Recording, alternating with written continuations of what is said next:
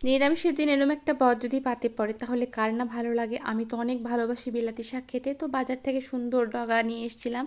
তো নিয়ে আসার পর সেগুলো সুন্দর করে কেটে বেছে নিয়েছি। আজকে আমি এটা রান্না করব ডাল দিয়ে। তো চচ্চড়ি তো খাওয়াই হয়, চচ্চড়ি সর্ষে বাটে আমরা খাই, তো ডাল দিয়ে খাওয়া হয় না। তো তার জন্য আমি এগুলো সুন্দর করে কেটে নিয়েছি। তারপর ফোড়ন দিয়েছি জিরা, পাঁচফোড়ন, তেজপাতা, শুকনো মরিচ।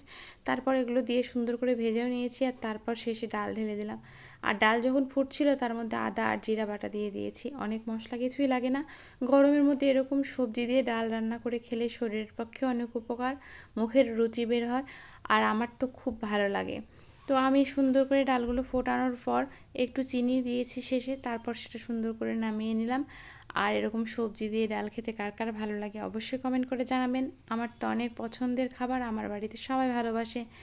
তো সবাইকে অনেক অনেক ধন্যবাদ।